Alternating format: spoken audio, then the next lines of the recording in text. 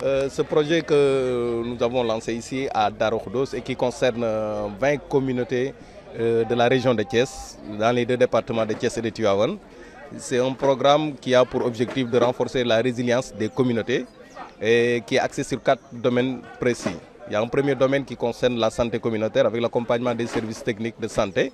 en matière d'équipement, en matière de formation et en matière de renforcement de capacité et de réhabilitation des structures de santé. Un deuxième point spécifique qui concerne l'environnement, la promotion de l'environnement, la réduction des risques liés aux catastrophes,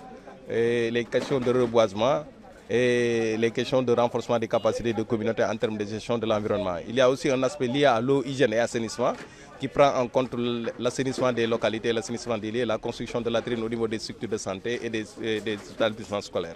Et enfin, un point sur le développement qui prend en compte le renforcement des capacités des communautés. L'idée qui avait fait naître cette idée de construire une bande verte au niveau de la localité, c'était qu'on a constaté que les populations sont exposées à des faits, des aléas climatiques et aussi à l'exploitation de la terre par l'homme, l'implantation des établissements industriels. On a constaté aussi que l'état des gypses qui sont au niveau des établissements industriels avance d'un jour au lendemain, du sens inverse également que les habitations avancent aussi vers les établissements industriels, d'où le risque de se entre les deux avec une pollution atmosphérique qui est toujours beaucoup plus importante. Alors on s'était dit qu'on devait mettre en place une bande verte qui devait séparer les deux structures, les habitations mais également l'établissement industriel. Et cette bande verte-là serait étendue sur 1,5 km, c'est 500 mètres de large. Et avec, pour le moment, pour la première phase, avec 25 000 plantes à reboiser sur la zone. Donc 25 000 plantes à reboiser sur la zone et ces plantes-là seront suivies par les services techniques des eaux et forêts en compagnie des volontaires des comités locaux de Darou Khoudoss, de Mboro et de Taïba Ndiaye et renouvelées pendant 3 ans. C'est-à-dire qu'en 2019, 2020 et 2021, ces activités-là seront pérennisées afin qu'on puisse avoir une bande verte solide pour atténuer un peu l'effet des changements climatiques et l'effet de la pollution atmosphérique. Pour le volet reboisement c'est d'abord la mobilisation de 400 volontaires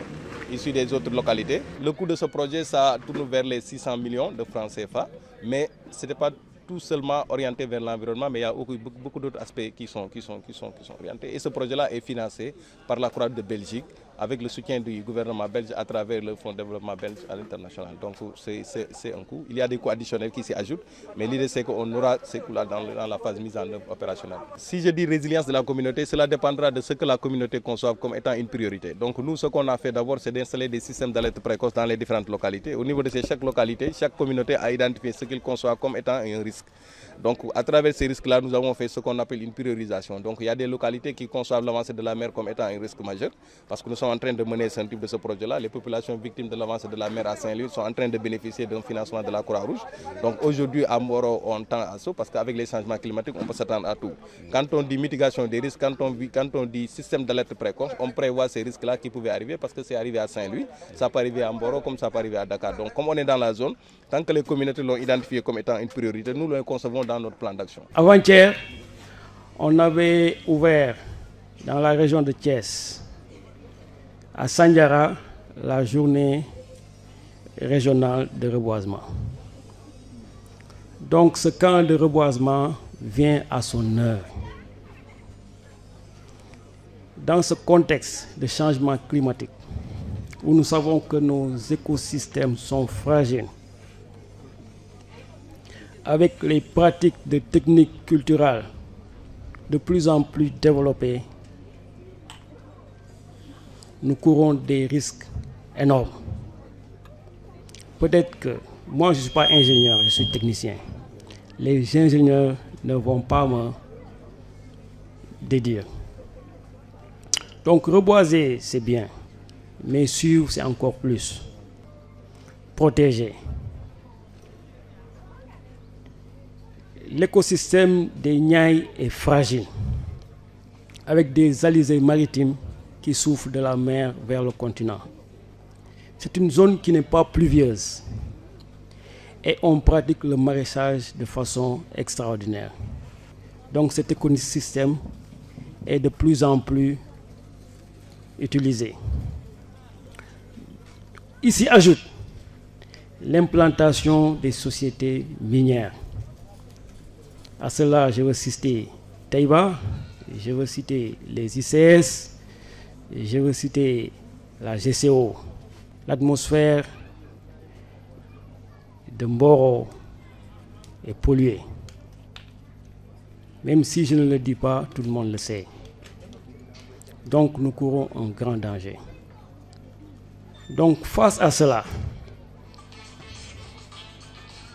la solution que nous préconisons actuellement, une des solutions, reboiser, faire des ceintures vertes, essayer de capter le maximum de carbone, essayer de faire à ce que les arbres que nous allons planter dégagent le maximum d'oxygène pour que les populations puissent en bénéficier. dëkk bi moom wax dëgg yàlla pollution jafe-jafe la fi donc li ko fi def rek mooy waral moo tax usines yi fi nekk la comme nag Croix-Rouge xam loolu ñu xam ne ni Mboro Taïba ak Darou Khoudoss loolu la ñuy dund pollution bu metti bu tar donc ñoom bi ñu xamee loolu ñu boole ci seen programme ne dañuy ñëw jàppale ci loolu pour créer fi benn muraille verte bi nag dina nekk diggante usine bi ak population bi au moins loolu ba amee dina mën a atténuer au moins li nga xam ne mooy dégâts yi wala lu jëm ci wàllu environnement noyyi bi ñuy noyyi wala poussière bi wala échappé yi jógee ci foofu daal. parce que fii lañ ko fekk ñu ngi ciy di ci dund parce que moyen tamit daf ñuy manquer pour faire face mais comme la Croix-Rouge est là vraiment xam naa ne nag ça ce sera un premier pas par exemple créer une muraille verte c'est déjà quelque chose donc ñun amuñu moyen donc ce sera avec l'accompagnement des eaux et forêts aussi tamit boo amee dina mën a dalal xel yi tuuti ñu xam ne y a un pas qui a été fait li ci des nag après ñu topp ko jéem a xool nu ñuy améliorer mbir yi daal ci àllante. bés bi dafay bés bu am solo Croix-Rouge bu amee bés bu toll nii ñooñu teew fi mbégte la pour yéen. mbégte la aussi man bi nga xam ne maa di seen président Croix-Rouge nag li ko tax a jug dafay ñetti mbir askan wi surtout askan wi nga xam ne dañu nekk ci diggante jafe-jafe ak ñu te tolof-tolof ñooñu Croix-Rouge buy Sénégal wala Croix-Rouge yeneen réew yi yitteem ak doxalin moo di nan la war a def pour jàppale ñooñu pour dimbali leen ñu génn ci loolu ñu nekk ndax am cawarte doole xam-xam bi ba nekk ci leneen lu gën ñaareel bi moo di mbirum jamono ji ni muy doxee garab yàgg na ak nit ca ba nit soso ba léegi sax ba sa sunu moom Adama ak Awa bu ngeen fàttali ko lu ko génnee àjjana ja mooy garab ga la mu lekk te ñu tere woon ko kon nag garab ak doomu aadama yàgg na kon nag yàgg-yàgg ba ñu egsi ba fii te ay junni at passé si ay junni nit nekk fi waruñu fexe ñun loolu ñu ñooñu jox mun a saxaay sunu loxo kon nag ci lu mel nii dañu war a góorgóorlu pour garab gën fi bare sunu dëkk. liggéeyu Croix-Rouge du ñu nekk ci bureau yi ñoo koy def déedéet bu doon ñun rek defe naa ne fa lay yem waaye yéen ñi nekk ci suuf yéen ñi nekk ci comité locaux yi yéen ñi nekk ci wetu askan wi yéen a yoxe liggéey bi looloo tax yéenay sunu wéeruwaay yéenay sunu loxo yéenay sunu ndëgëraay dëgg la nekk volontaire nag neex na neexul neex na parce que ni nga ciy sóoboo ak ni la nit ñi di nawee dana tax nga ràññeeku ci biir askan wi nga nekk neexul ndaxte yenn ni di ngeen nekk ci naaj wu tàng te buñ leen di ndàmpaay loo xam ne rek boo ci amee butéelu limonade wala benn pinton sax xëy na sa la yem waaye nag loolu téyewu leen parce que yéen a xam ne ku bugg a nekk volontaire engagement bénévole la ak désintéressé moo tax fépp fu ñu toll fépp ci réew mi ci plan international dañu leen njukkeel dañ leen jox ay texte yoo xam ne moo leen di aar moo leen di sàmm te volontaire nag boo ci nekkee nag dëggal si sax si mën na la yóbbu de fi ma egsi parce que am na ay xam-xam yoo xam ne ñu ngi koy def di ko jàngale am na yenn ñu si nekk ñi nekk ci habitat ni ñuy tabaxee kër ñi nekk ci ni ñuy toppatoo ndox mi ni ñuy toppatoo sellaayu yaram weeg yooyu yëpp te ku ci dem ba dem nag mën ngeen nekk ay délégué parce que si yéen xam ngeen ay volontaires yu nekkoon si yéen te léegi nekk ay délégué mooy fonctionnaire international bu Croix-Rouge daa am ci seen wërsëg